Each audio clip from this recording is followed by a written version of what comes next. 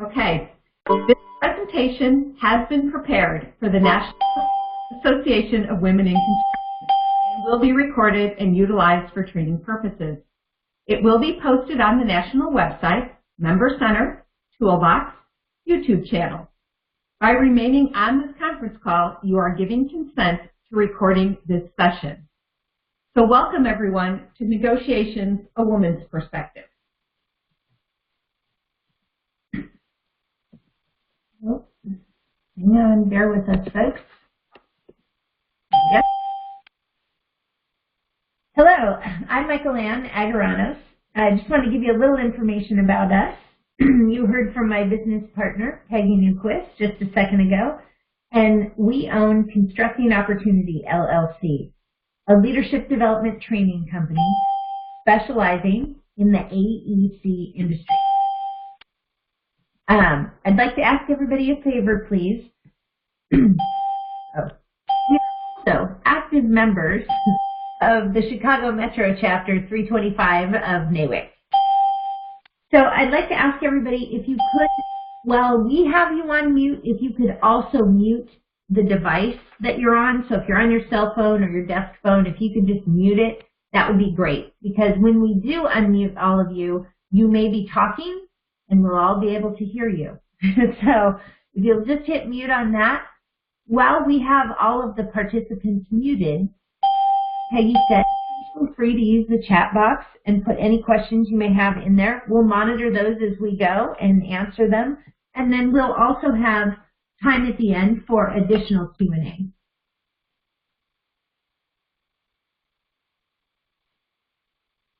So even Jennifer Lawrence knows women experience pushback in negotiations and are labeled as pushy and less likable. So this was her response when the Sony email leaks revealed that men were making significantly more than the women on the same movie. She said, "I failed as a negotiator because I gave up early.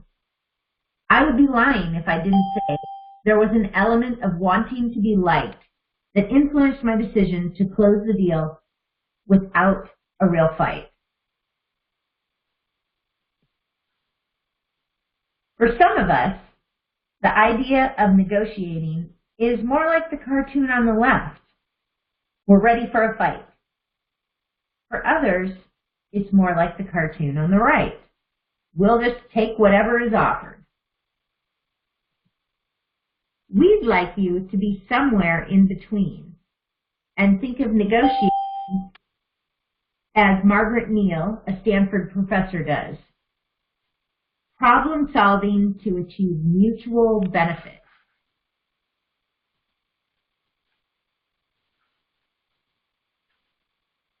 Why is this so important for women? Gender does matter. Research shows that society expects men to have agentic qualities, such as action, competence, independence, while women are expected to exhibit communal traits such as sensitivity, warmth, and caregiving. And when a woman is assumed to be communal simply because she is a woman, she is also assumed to be suited for stereotypically feminine jobs and not for construction, investment banking, or even the CEO. This is important to understand because women are often penalized if others feel they are displaying agentic qualities. And it can make it harder for women to achieve leadership roles in their careers or to get a raise or the bonus that they deserve. According to the McKinsey & Company Women in the Workplace 2016 report, despite lobbying for promotion often as men, women on average are less likely to be promoted. But women who do lobby for a promotion are 54% more likely to report getting one than women that don't negotiate. The bad news is women who negotiate are disproportionately penalized they are 30% more likely than men to receive feedback that they are intimidating, too aggressive, or bossy, and 67% more likely than women who don't negotiate to receive the same negative feedback. And here's the thing. Women tend to hold the same stereotypes about other women. So there's a great TED Talk by Kristen Presner, who is the Executive Vice President of HR at Roche Pharmaceuticals. It's called Are You Biased? I Am. I highly recommend you check it out. But the premise is that she found herself in a situation where all of a sudden it hit her that she was displaying some of this unconscious bias. And we all have it.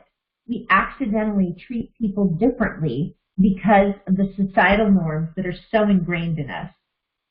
And so Kristen mentions that we should flip it to test it, meaning that if you flip the person that the roles that you're looking at, and it sounds weird, funny once you flip the people, there's probably bias involved. So for example, in the TED Talk, she was asked to review salary increase requests for 2 employees, one being male, one being female. And they were at the exact same level. However, she found herself jumping right in to deal with the men's request first. And so therefore, as she was working through the men's one, she thought to herself, why did I do that? And then realized that she expected men to actually ask for a salary increase, and felt like, and somewhere subconsciously realized she must have been thinking that this was not expected behavior from a woman, so she automatically jumped in and did the men. But if she had flipped those in her mind, it started to sound weird. And so that's the flip it to test it premise. Again, highly recommend that TED Talk. But why does this matter? If we look at research where the difference in negotiating between men and women can be measured in salary negotiations, research on MBA graduates found that while 57% of the men tried to negotiate their offer, only 7% of women did so. And the men were getting a salary that was 7% higher than the initial offer. So most women think, is that enough to risk my reputation over? Well, I would argue it is. Because when you start out $7,000 behind, on average, you need to work 8 years longer than your male counterpart to retire in the same manner.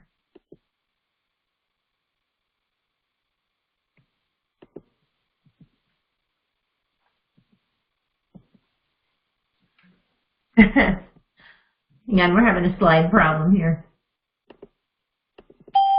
Oops. No, I need to go back. And here's another example of a measurable difference.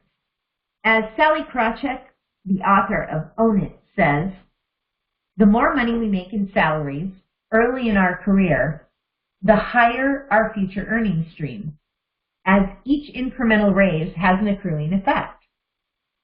So think about it this way. A basic example, a woman starts out with a $50,000 salary, receives a 3% raise each year. After 30 years, she'd be at almost $118,000. But a woman who receives a 5% raise each year, just 2% higher, so just negotiating for that 2%, ends up at almost $206,000 after 30 years, which is a huge difference. So if you don't think about negotiating when you're given a raise, try to keep this example top of mind. You'll think twice about that.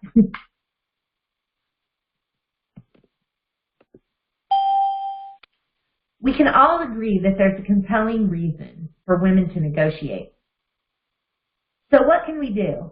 Let's revisit the definition of negotiation as defined by Margaret Neal, that Stanford professor. Negotiation as problem solving to achieve mutual benefit, and this is where our communal instincts are really a strength. Instincts such as thinking communally, relationship building, collaboration. The good news is much of the current research shows that women's inherent traits play better in the long run. Gone are the days of win at all costs. Today, it's more about transparency and collaboration. Again, areas where women are known to excel. Specifically, building relationships, getting to know others, learning what makes others tick, and establishing trust. Listening. This may not feel effective. However, research on the most effective salespeople shows they only talk about 30% of the time when with a client. The rest of the time, they're either listening or asking questions. Displaying empathy. Understand that the person on the other side of the negotiation has needs and wants too. Thinking communally. Use the stereotypes of kindness and nurturing to your advantage. Think, is there a creative way for me to engage my counterpart in a way that I'm better off and he or she is at least as well off? And think we, not I. How can we come to a solution together as opposed to, here's what I need? Attitude and body language matter as well. No crossed arms or legs. Sit facing your counterpart, making eye contact, and use a conversational tone. Also, be cognizant of the voice in your head, or sometimes the committee in your head. As with women, those voices are usually telling us negative thoughts.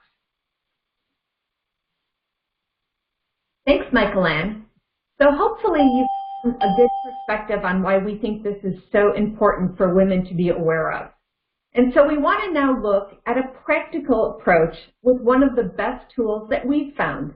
And it's the 7-step approach for negotiations recommended for women from research by the Catalyst organization. If you are not familiar with Catalyst, it is a nonprofit organization founded in 1962 that promotes inclusive workplaces for women. Lots of great resources on catalyst.org. So we're going to walk through the 7-step approach, and I'm going to try to give you some practical examples so perhaps you can use this after the webinar. So it's important to start with clarity. And what we mean by that is to not only be clear on what you are asking for, and this can be in a raise, promotion, new assignment, negotiating with a subcontractor or contractor, you're usually pretty clear on the what, but we ask that you also be clear on the why you are asking. So as an example, in my last role, I was negotiating with our general contractor, where my ask was for them to seek greater WBE, MBE participation on a project, even though we not outlined specific goals in the contract document. My why? Well, my team was part of a larger organization, and our leadership had publicly stated that they were committed to increasing diversity throughout our supply chain. I needed to demonstrate that my department was committed to this larger goal, and I needed the contractor's help to meet these goals. If you're asking for a raise, what is the why? Is it because you have exceeded your goals? Did you save money on a project? Bring innovation to the table? Whatever the reason, be sure you are clear on both the what and the why of your ask. Perhaps the most important step is preparation. So if you're looking for a promotion or a change in assignment, be sure you understand your company or team's strategic plan and how your new role would enhance that. Understand the job duties of your desired role and how it might be different from your current role. Many promotions include the added responsibility of managing people. Are you up for this challenge? Don't focus on the title, focus on the role. We've worked with many people who expressed a desire to be promoted or be a director. But when we asked the why outside of the perks that came with that role, they really couldn't articulate it. And when we discussed the added responsibility of managing people and the transition from doing to doing through others, they often reconsidered. Do your market research. Visit sites such as Glassdoor.com or Payscale.com for external benchmarking salary information. Talk to trusted colleagues and peers for internal information. Understand the basis of comparison. We were mentoring a young woman who was intent on asking for a raise because everyone else was making more money. Now, this clearly might have been true, but when we asked her, what are their job responsibilities specifically? How many years have they been with the company? In what role? What is their background compared to yours? It gave her pause, and she was able to redirect her preparation. And then a more practical contract example. I was entering into negotiations for a master contract at my last job. And my preparation included understanding what the other party wanted. We had an incumbent contractor. They liked working for us. They liked the prestige of us being on their client list. They liked the fact that we paid on time. And I knew that these were needs and wants of the contractor. But I also did my research. I understood the history of the negotiations with this contractor, the history of the other contractors and bidders, the climate in the city that we worked, and what our subcontractors and project managers said about this particular GC. And on a final note of preparation, be sure you are negotiating with the right person. You will always get a no from someone without the authority to say yes. So we're clear on our ask, we've done our preparation. Now it's time to get some advice. And this is where you want to talk to a trusted advisor or mentor. As Michael Ann mentioned, women are good at building strong relationships at work. Now's the time to leverage those relationships. You want someone you can discuss alternate solutions with. What you will do if you don't get what you're asking for in the negotiations. You're looking for someone to play the devil's advocate, to help you understand what's the pushback you might receive, to give you advice on preparation. Is there a long-term employee at your company who can give you the inside scoop on culture and the unwritten rules? This can be things as simple as, Joe is the type who doesn't like surprises, so don't just schedule a meeting on his calendar. Give him a heads up about the topic before you issue that invitation. Or, it's been my experience in salary negotiations that running the request by HR first can be helpful. When I was negotiating the master contract I just referenced, I sought advice from my NAWIC counterparts. I asked the folks in my chapter, had they had experience with these contractors? What advice could they give me? Did they get paid on time? How were they treated? What was the overall impression of these contractors in the marketplace? We're seeking any information that's going to help us anticipate pushback and set us up for success. Okay, we're clear on our ask. We've done our preparation. We've gotten some advice. Now we're going to put that plan together. Research has shown that women are more successful in their negotiations when they take that communal approach that Michael Ann discussed. We increase our success by framing our ask in terms of benefits to the team or the organization. Women are also less likely to be successful if they try to negotiate issue by issue. In fact, both male and female evaluators penalized women when observing issue-by-issue negotiations. Think about packaging your proposal with alternatives. For example, perhaps you're negotiating for additional vacation time. And you can offer alternatives such as, I can take the extra week in January when we're slow, or space the days out individually over several months. You want to make it easier for the other person to say yes to something. You're looking to change your role. Are you specific about what you're asking for? Are you looking to expand your scope within your current role or for a truly different role? Be sure to include a track record of your accomplishments and highlight where you have exceeded goals and expectations. Offer to help find your replacement and go the extra step to create a transition plan, being proactive in anticipating the concerns of your supervisor.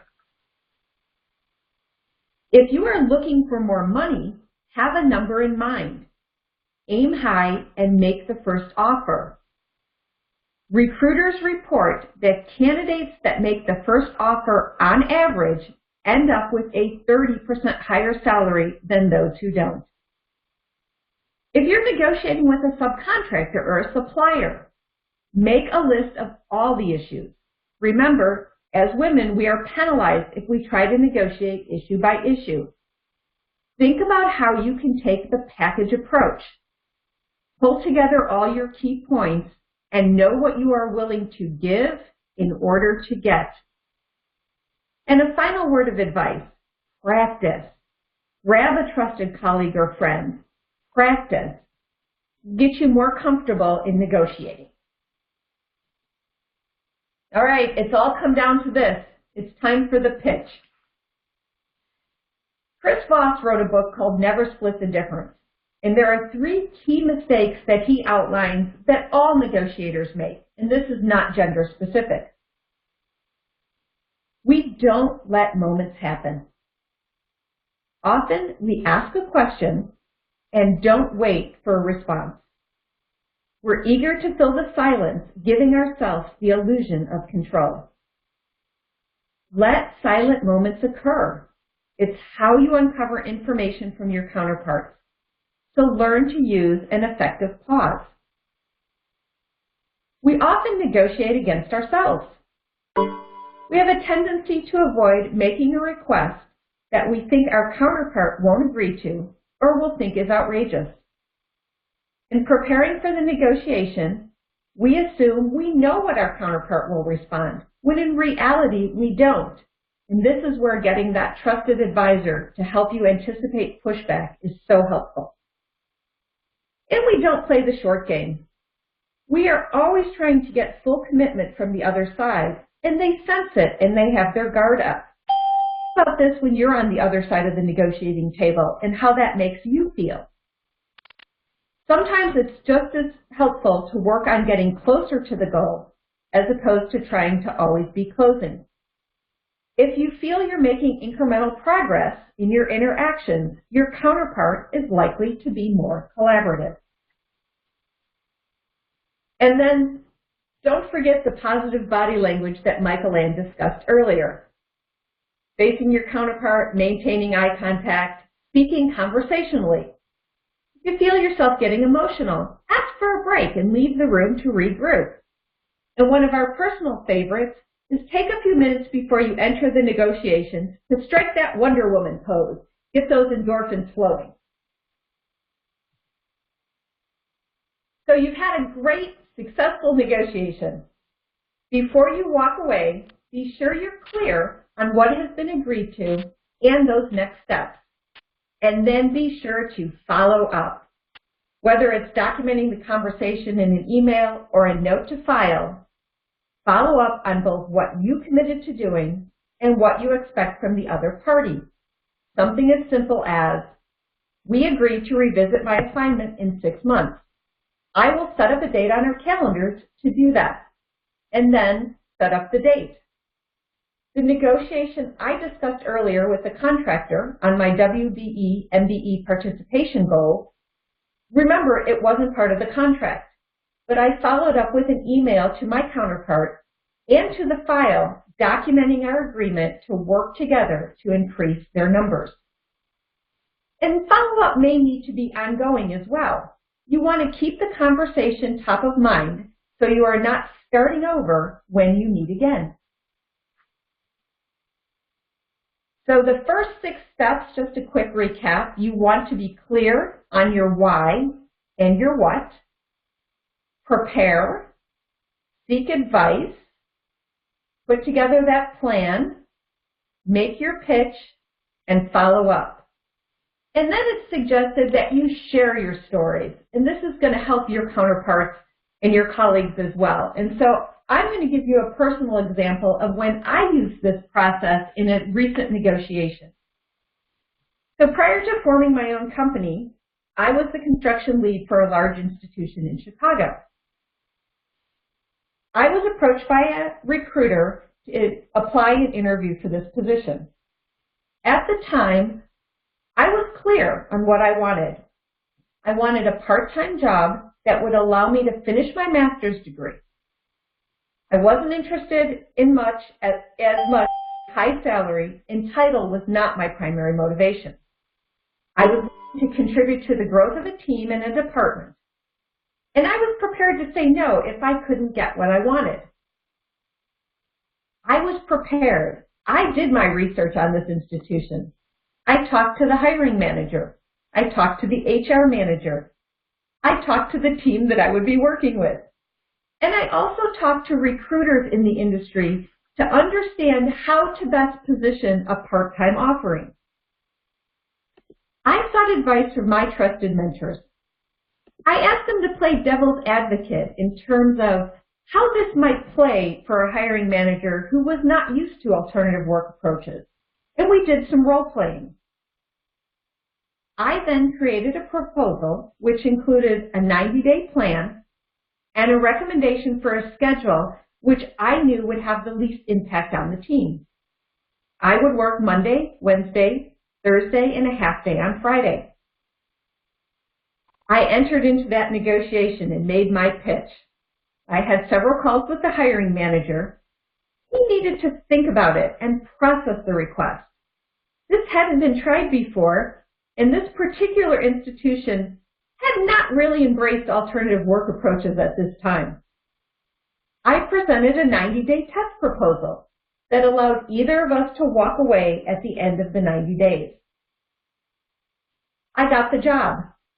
And once I was hired, I checked in regularly, doing my follow-up, and not just on the work that the team was doing, but we had a 15-minute check-in every Friday on how this 90-day plan was working. How was this part-time lead position working for him? And I'm happy to say that I did complete my 2-year assignment with this institution. And now I'm sharing. I like to share this story with people because I think it does illustrate the 7-step approach that Catalyst encourages us to use. And it demonstrates that when you understand the concerns on the other side, remember the hiring manager had never done this before and sell this idea to the rest of the group. But we will work together and we achieved a mutually beneficial conclusion, which really made it successful.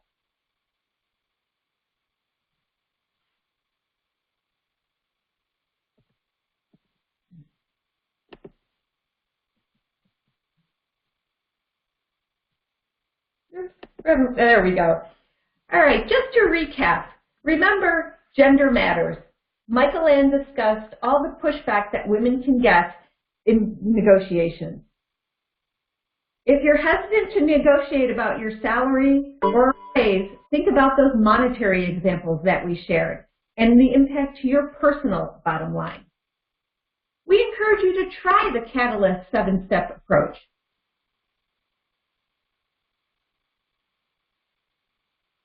And give it a try and see if it works. And then share. And don't forget to practice.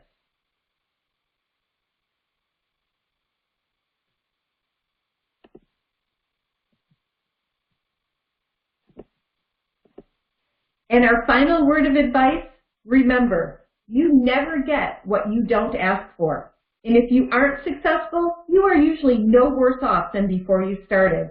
And now you have another set of experiences to draw upon when you are ready to try again. So we encourage you to go for it. So we're so happy that you all joined us. We wanted to let you know if you want to receive a free negotiating resources tip sheet, and it includes the links to the TED Talks, just click on the link in the chat box and fill out the form, and we'll get that right out to you. And at this time, we're going to take any questions you might have.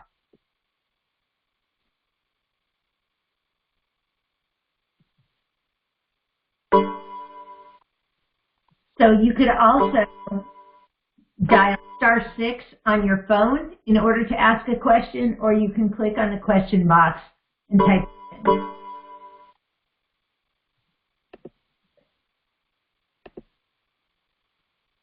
Okay. Area code 702-692-2000, you're unmuted. Thank you. This is a very wonderful presentation. I'm Jerry Harris from Las Vegas chapter. And I was unable to log in to view the video presentation. So is there an email that I can use to receive the information that was shared? Absolutely. The whole webinar will be posted to the NAWIC national website. So you'll be able to go to, hang on, I'll tell you exactly, the Member Center Toolbox YouTube channel, and it will be there, and you can watch the whole webinar at your convenience. Thanks so much. You're welcome.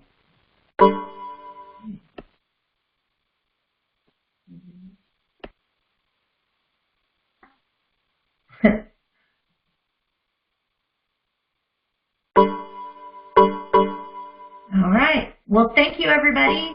We really appreciate you being part of the call. And like we said, just use the link in the chat box. It is a live link in the chat box in order to get the tip sheet on negotiating. Thanks. Have a great afternoon.